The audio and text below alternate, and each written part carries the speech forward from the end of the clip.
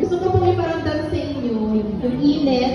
Ano po, kasi yung, alam mo din natin yung mga story ng buhay ng mga nasa community, yung mga naiinitan. Ayan. So, kaya konting ano lang po, konting pasensya. Ngayon, ang tanong po natin is, bago tayo sa ating commissioning, picture natin. Ano ba, or sino ba ang isang Legazpi Tomasio? Sige nga. Sige nga. May Gcash ka? O, ako din. Hindi ako magbibigay katulad ni Father. Sige, magtanong tayo.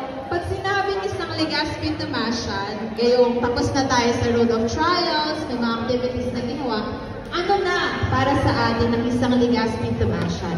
Paano natin ito i-describe? Sino? Sige po. Who wants to volunteer?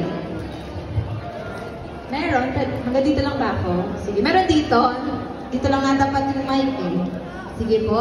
Para sa inyo, ano ba ang ibig sabihin ng isang Legazpi Tomasian? Ayan. O, dito na. Dito ka na, dear. Hanggang dito lang yung mic eh. O, Gian ka. Sige, dito. How about this? Ayan. So, ngayon ko lang i-conclude ang isang Tomasian pala, hindi nagre-resign. Oh, gusto ba natin yun? Siyempre hindi.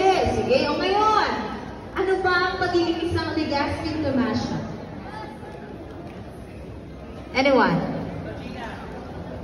Kahit sa ano pa lang po, one word, ayan, one phrase.